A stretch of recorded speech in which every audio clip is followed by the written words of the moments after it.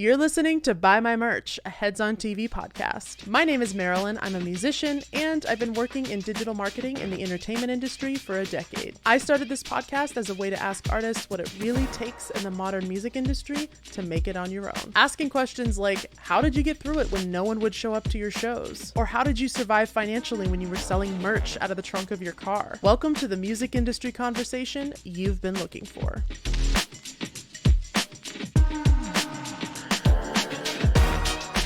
Welcome back to another episode of the Buy My Merch podcast. Today we got a real treat because we are joined by the one, the only, Allee Fütterer. Allee is a very accomplished artist and bass player who has toured the world with artists like Mayer Hawthorne, Weyes Blood, and just a few weeks before this interview, she had gotten off the stage at Coachella. Allee is a great example of an artist who regularly tours with other majorly established artists, but still balances her own ambitions as an artist. At the start of the pandemic, Allee actually had this idea for a collaborative EP project, and she reached out to a bunch of her artist friends, and it ended up getting press coverage in Billboard. So we talked about that and how she develops these more out-of-the-box ideas. Now, something I was particularly excited to learn more about is that Allee has actually dipped into the world of Web3 as well. She put out her own NFT collection as part of her music release, and I had so many questions about that. In general, if you're into the world of NFTs or any kind of out-of-the-box marketing concepts, this is definitely going to be the episode for you. And now I give you my conversation with Allee Fütterer.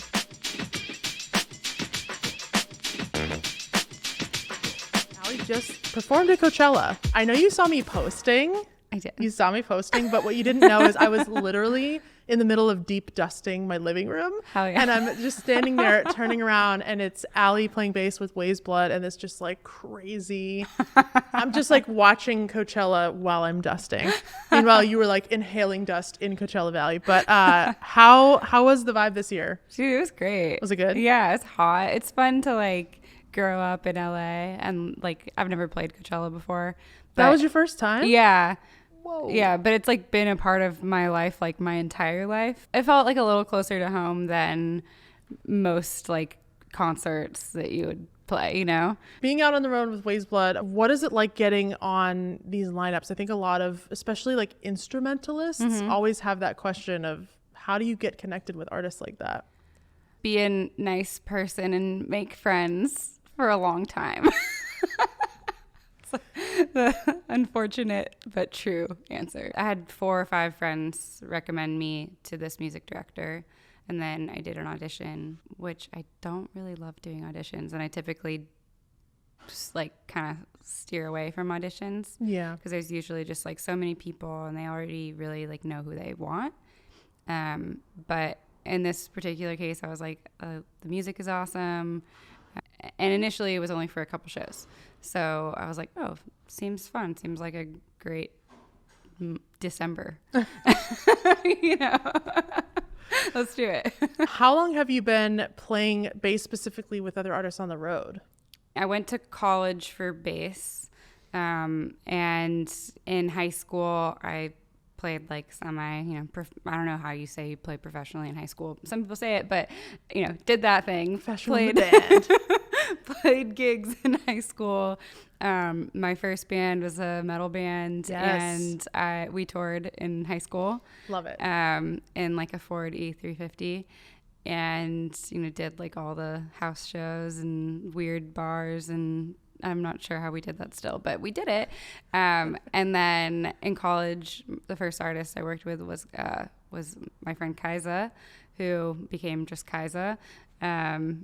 She had that song Hideaway. We did stuff at like a very startup level, and then, just kind of went from there. What's really cool about you is you also put out your own music. You're an artist. You have a lot of really cool things going on with that. When you get these opportunities to tour on someone else's huge, big tour, and you also have these artist ambitions, are you working on it on the road? How do you balance making sure that you're prioritizing your own creativity too? Well, it's taken me a really long time to come back to a place where I felt like I could be creative for myself.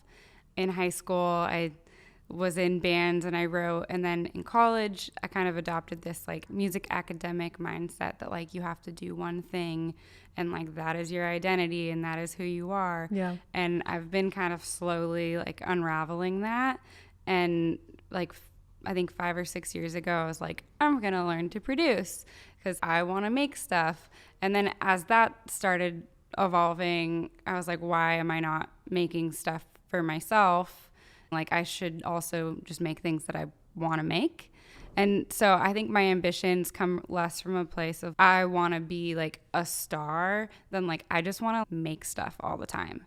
And I like playing for other people. I like just like playing bass. Playing bass is fun for me, but that's only like one small part of who I am. And I like making stuff for myself and I like making stuff with other people. I try not to think about it as like tour taking away from anything. Because when I'm working for somebody else, I want to do the best job possible for them. I wouldn't want somebody working for me like to resent being there or resent me. I don't really think about work or That's such a good point. Or music like that, you know? Such a good point. It's just like we're all just like weirdos like making stuff all the time. 2020 brought some pretty crazy times. Sure did. For us all. Not to say we're on the other side, but certainly things are very different now. Did you pause or redirect any of your own artist ambitions during that time? 2020 really like caused me to look at how I want to spend my time and my like life.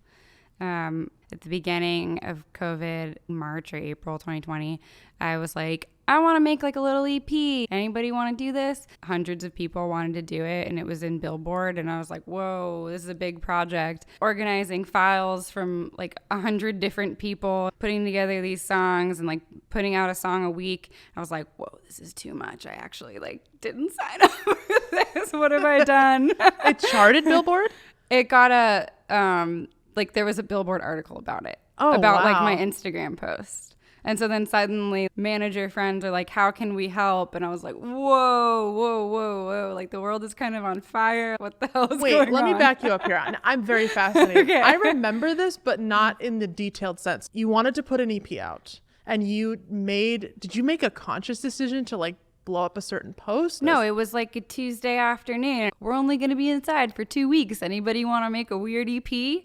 Like, let's do it. You know, that was my philosophy.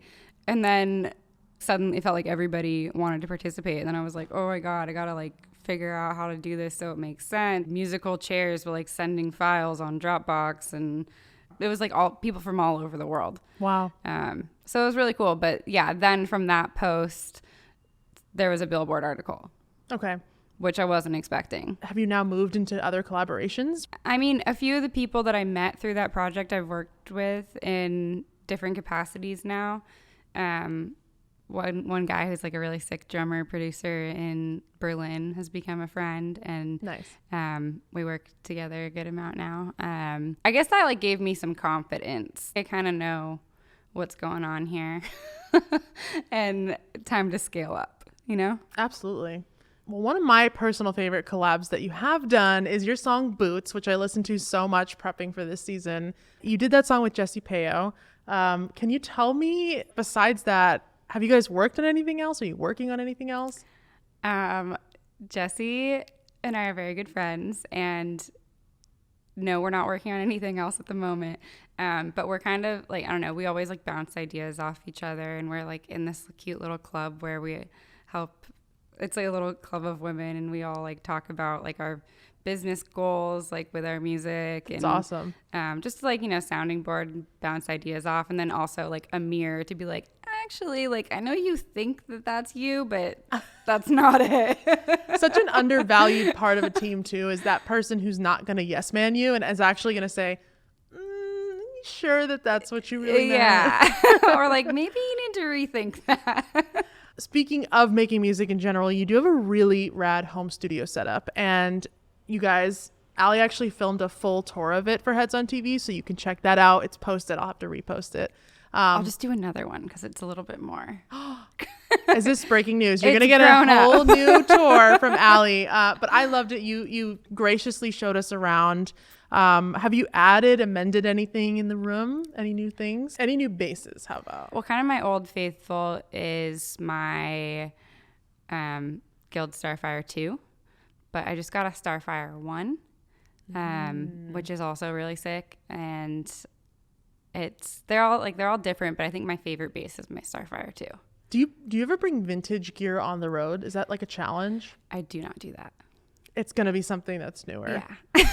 Every time I see that when I've toured like guitar boats and everything in the back, I'm just like, I hope no one drops that. Yeah, It's if I was like 70 years like old. Dan Auerbach, I would do it, but like there's no way to ensure that your stuff is like really well managed. Yeah. And like all of my vintage stuff is like Fender from Fullerton. Like I'm from Fullerton, and I'm just really sentimental about it. I'm like, I'd rather it not break Yeah. or be stolen or, Keep the whatever. vintage stuff at home. Keep the vintage. That's home. big. That's been a theme too. I've had artists say things like, "Don't bring your favorite jewelry. Don't bring your favorite Right. Get a duplicate of it because tour life is fast. It's and- chaotic. Yeah. Yeah.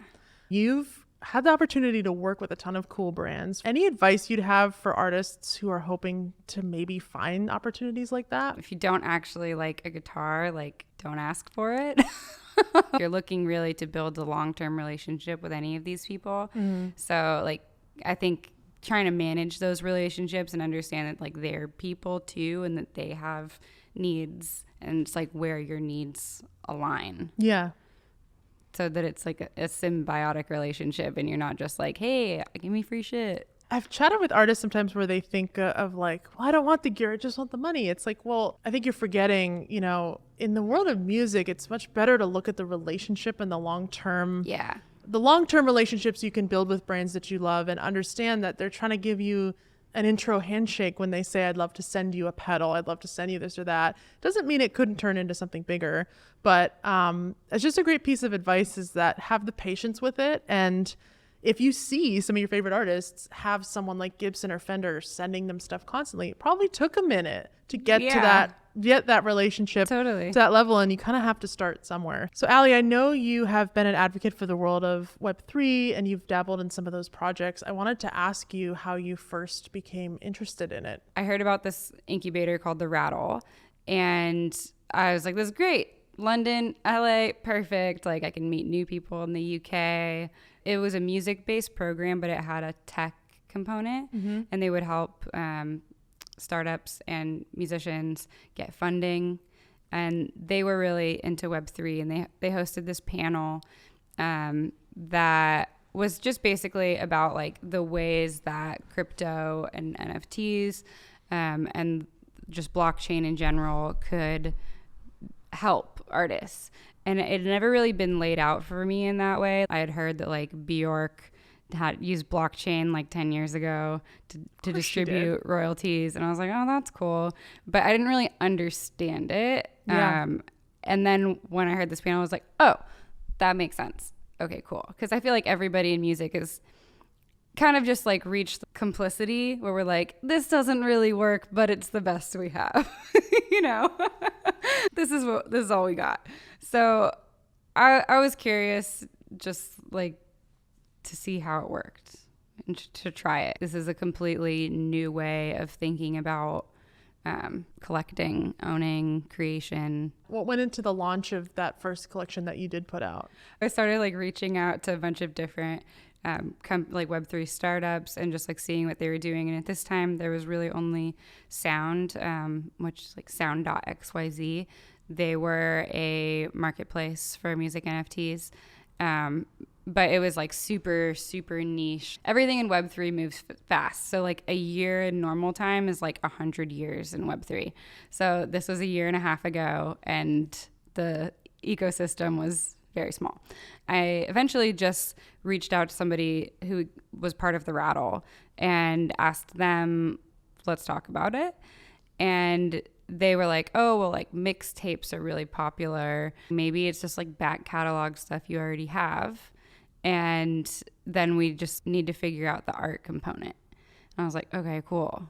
That sounds really manageable. And I like went and looked on OpenSea at what the music projects were, and some were songs and some were just like sample packs.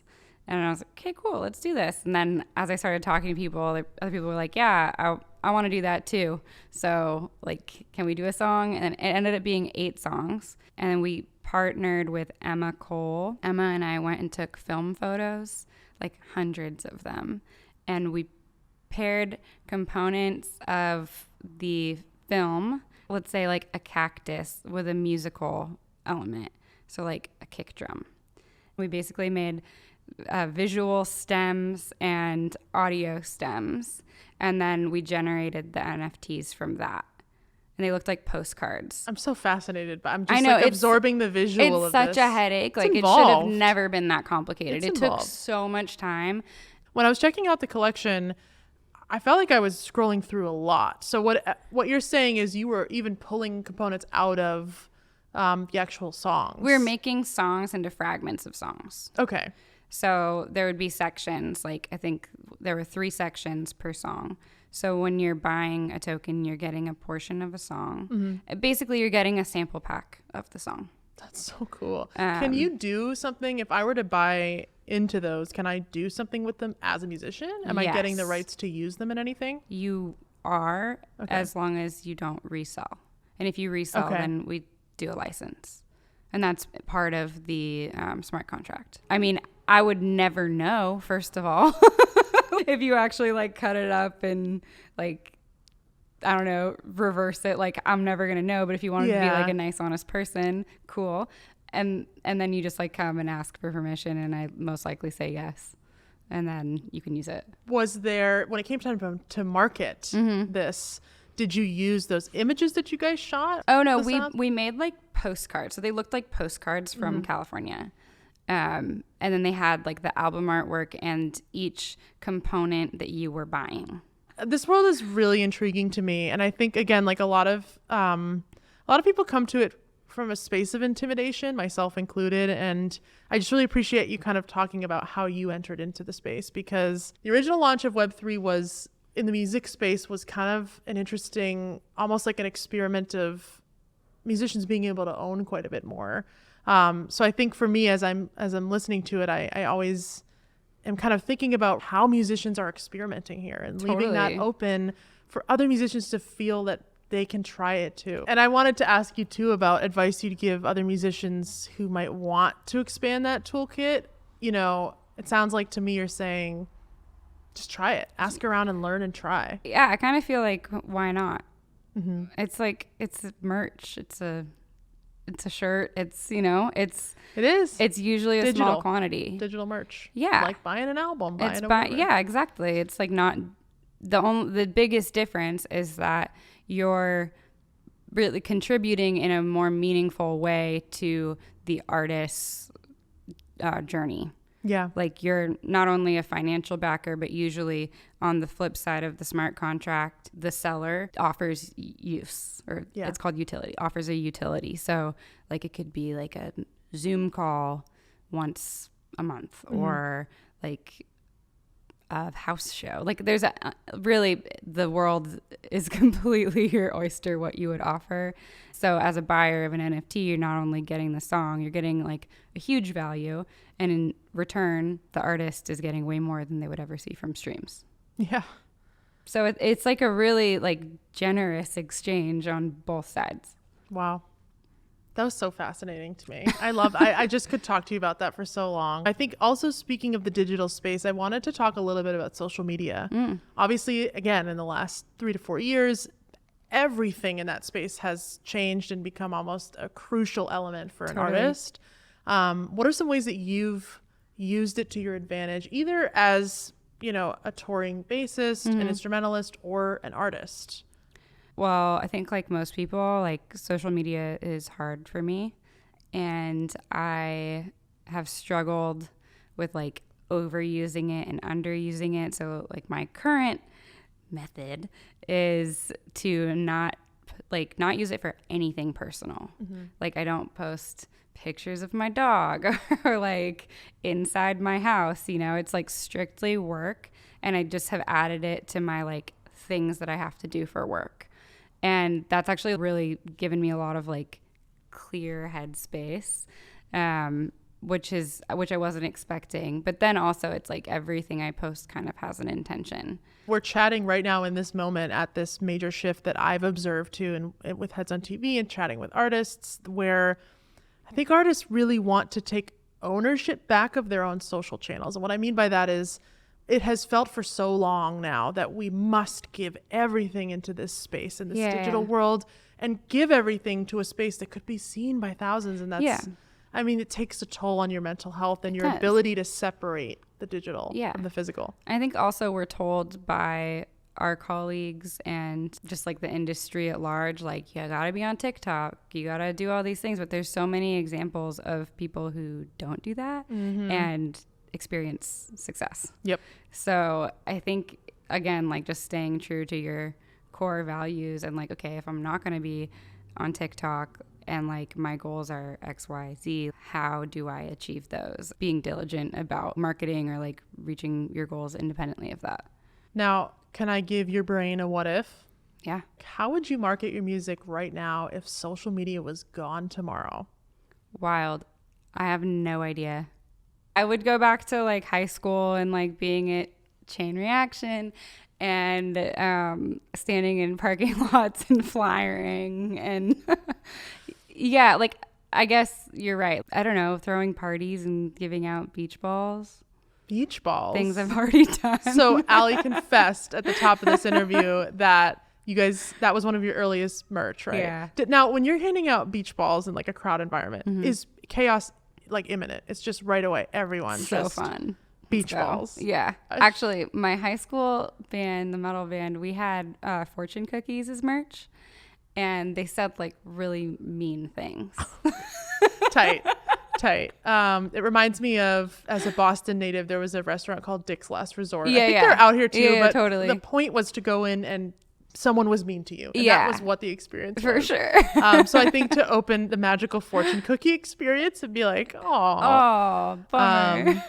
Well, we'll say fortune cookies is your answer. You're going back to fortune cookies we're going without back to social media. We're going back to fortune cookies. Like a time where you really seriously thought about giving up and like being an artist. Have you had that moment? And then if you did, what pulled you back? Oh, I've had that moment so many times. My parents are both musicians, and so I've grown up with it my whole life. And it's like, well, surely there's like something else that I could be good at, you know? Like, surely there's something else out there that doesn't require this amount of like self-loathing all the time. I do have like other ambitions, but I think like what I've learned, like especially from my dad, is he has no intention of retiring. Yeah. He just like loves it. His life is play. We're really lucky that we get to spend our lives doing this. So I guess it's kind of a brings long you answer. back. Yeah, that brings me back. It's like, I think the unsung hero of every independent artist is their own self-pep talk too. Is like so many artists have to do this alone and do so many facets of it alone. And it's just, I feel that it's the love of the instrument and the game. It's like everything just brings you back into it. Totally. I think if you don't like the game, that would be detrimental. It's a game. It's a game. It's a game, people. It's a game. Every experience I've had as an artist, I knew it was pointing back to something, and I figured out like this is a game people play. This is a game very passionate people play. Yeah. And it makes this one of the craziest Super Bowls of all time. It's just, you have to love this to the end. Yeah, and like figure out that it's like cyclical. Mm-hmm. You have a big win, you're gonna have some some downs after it, you know. Big one, and then we're a little sad because what comes next? Now we have to like start this process all over again. If you don't like metadata, figure out how to like it, because you're gonna be doing it when you're releasing out your music. So much metadata, you know? tagging. And just thinking about it as a business. I think a lot of people forget like you are a business, and if you don't see yourself as a business, how could you like the game of it? Mm-hmm. You know, because like what game goes hand in hand? Yeah, they're tied together. Little follow up there about the business side of things. You know, operating as an independent artist, how are you prioritizing budgets and where to spend your money next? Mm-hmm. When I had a band and we, went to studios all the time, this is before I really produced, we just like grinded really hard and saved a bunch of money, and then we just spent it all. And now that I produce my own things and make music for other people. I have a slightly different mentality where I'm not really interested in blowing all my money in one place. So I'm very intentional about what I'm spending my resources on, both like time and financially. Shows are expensive. Do I need to do a show? What's the intention of a show? You know, like kind of like check yourself on that. And then I have an LLC that I set up like for live performances, but also for all of my freelance work. And all of my master ownership rights are owned by my company. And as time goes on, I just save money for specific things. Like if I need to have 5 songs mixed, I put that amount of money away over time. And then when I have it, I pay for it. And, I do it. Investing in a business. Yeah. Investing in a business. Yeah, exactly. But it doesn't always work. Your like goals and your timeline and how much money you're making don't always line up perfectly. So it's individualized too, and like so much to do with your own circumstance. And I feel like every artist that I talk to or that you might talk to out in the wild will give you such a different answer because it's so dependent on how you're structuring. Of course, yeah. Like your if you have day-to-day. a publishing deal in advance, like you would handle it very differently than if you're making the money and spending it. We've reached the end of my questions, but there's one left that I want to ask you, and that is just tell us what you're working on, what's coming next. Right now, I just finished my friend Claire's EP with my friend Dressage, coming out very soon. I'm really excited. It's like very girl power, reclaiming your sense of self. Very excited for those songs. And then I'm working on my own EP that will come out this fall.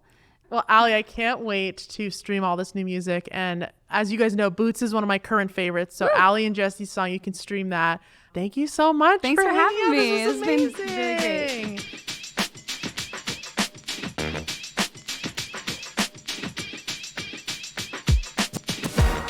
Hey everybody, Marilyn here. Thanks for listening to this episode of the Buy My Merch podcast. Did you know that you can book a one-on-one session with me to help plan your next big music industry move? Heads on TV's Sessions program positions me as your in-between manager.